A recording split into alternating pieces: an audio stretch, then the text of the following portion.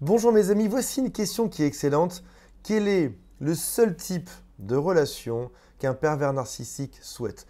Comment est-ce qu'il faudrait se comporter pour que ça fonctionne avec un pervers narcissique? Si jamais vous avez vécu proche d'une personne qui l'est, vous êtes forcément posé cette question et aujourd'hui, vous aurez la réponse à ça, mais restez bien jusqu'au bout de la vidéo pour bien comprendre la psychologie de tout ça.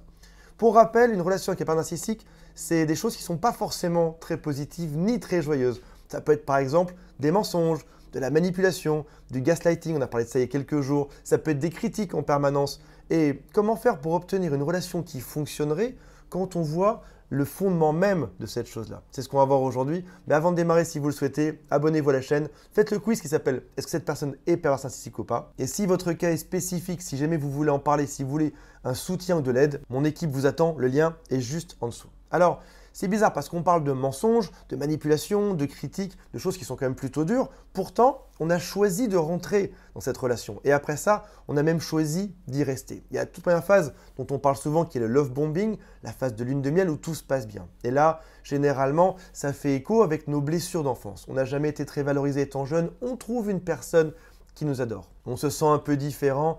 Le pervers narcissique nous reconnaît comme étant une personne qui est géniale.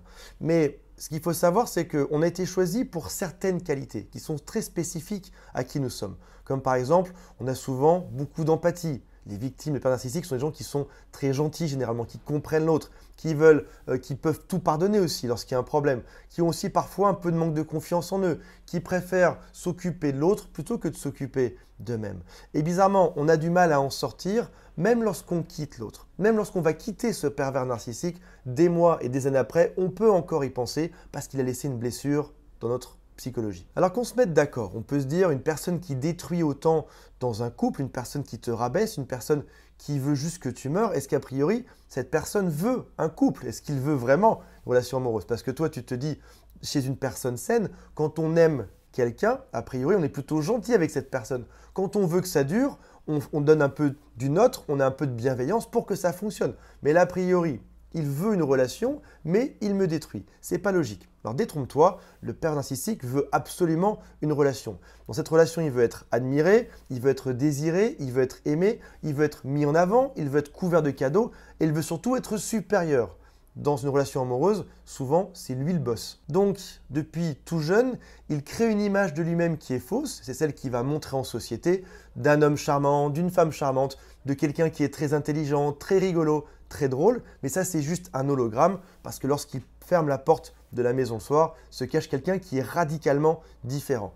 Cette image lui permet d'attirer les gens dans sa toile d'araignée et une fois que tu es dedans, il te dévore. Ce scénario, il le connaît à merveille, il l'a déjà répété de nombreuses fois et au final, il sait aussi que les gens finissent par partir parce qu'au bout d'un moment, personne ne veut d'une relation qui est toxique, que ce soit en couple, que ce soit en amitié, tout le monde finit par fuir cette personne. Comment est-ce qu'on pourrait imaginer maintenir dans le temps, maintenir dans la durée une relation qui aurait pour caractéristique du contrôle ou alors de l'abus de l'autre ou alors même de ne pas respecter les limites de la personne qu'il a en face de lui? Ce serait juste impossible. Temporairement, ça fonctionne, mais au bout de quelques mois ou quelques années, généralement, les personnes finissent par fuir.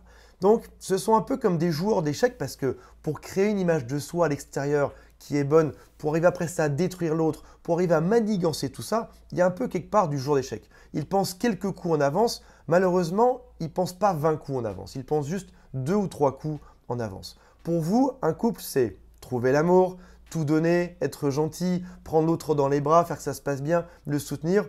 Pour eux, c'est différent. Vous, à leurs yeux, vous êtes la victime à dépouiller. Vos amis, ce sont des gens qu'il va falloir faire fuir, qu'il va falloir repousser. Ses amis à lui, ça pourrait être des indicateurs, ça pourrait même être des alliés qui vont l'aider à vous rabaisser. Il va dire du mal de vous à tout le monde et après ça, ses amis vont pouvoir prendre le relais et venir vous faire des reproches. Donc vous vous retrouvez seul, sans amis, avec une multitude de gens qui vous font des reproches et forcément, vous vous remettez en cause derrière. Au final, vous donnez, donnez, donnez, comme dit la chanson, et eux, ils prennent tout ce que vous pouvez donner jusqu'à ce que vous soyez totalement épuisant. Ce qu'ils veulent comme type de relation, c'est le contrôle total sur l'autre. C'est ça leur idéal. Ils veulent que tout se passe à leur manière, ils veulent des choses et c'est au moment où ils le demandent qu'ils doivent l'obtenir. Tu es en train de travailler sur ton ordinateur, tu es en train de faire quelque chose, tu jardines, ils veulent quelque chose, ils veulent un verre d'eau, c'est maintenant, il faut tout que tu arrêtes. Tu étais au téléphone avec quelqu'un d'important pour ton travail, ils s'en fichent, c'est tout tout de suite, maintenant. Ils veulent aussi une personne qui peut supporter des mensonges, des infidélités, de la manipulation, de l'irrespect, des humiliations.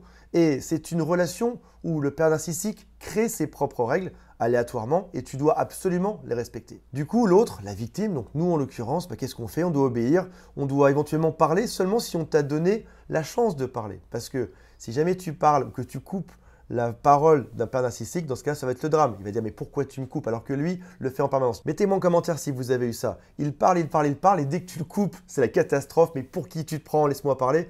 Mais par contre, toi, quand tu essaies de faire 3 mots qui suivent, il t'interrompt immédiatement. Donc, il faut devenir son objet et il doit avoir un contrôle illimité sur toi. Il n'y a jamais de compromis, c'est toujours tout pour lui. On fait toujours comme lui le souhaite. Alors, est-ce que tu veux de cette relation au final? Est-ce que tu aimerais d'une relation où tu acceptes la manipulation, les mensonges, les infidélités, une personne qui te contrôle totalement? Pourquoi pas au final? On est qui pour juger de ce que les gens veulent sur Terre? Si ça se trouve, c'est ton type de relation amoureuse et tu te dis oui, génial, j'adorerais que quelqu'un manque de respect. Maintenant, j'imagine qu'en écoutant ça, tu te dis, tiens, c'est peut-être pas forcément ce dont je rêve sur Terre. Et aujourd'hui, je comprends que le but de cette personne, c'était pas de créer un couple harmonieux, on n'était pas deux à ramer dans la même direction, non, non, moi je ramais alors que lui était en train de mettre l'ancre et de percer la coque pour que le bateau coule.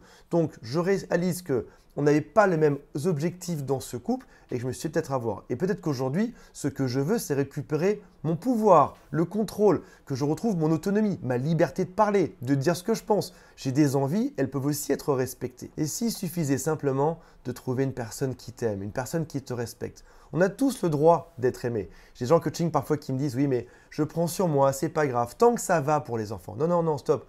On a tous le droit d'être aimé. Qu'on soit petit, grand, gros, maigre, qu'importe, on a tous le droit d'être aimé par une personne. C'est notre droit fondamental. On va trouver cette personne, on sera aimé pour qui on est, avec nos qualités et nos défauts. Voilà mes amis, j'espère que ça vous a parlé. Mettez-moi en commentaire en dessous et le quiz s'appelle « Est-ce que cette personne est perverse narcissique ou pas ?» Salut à tous, bye.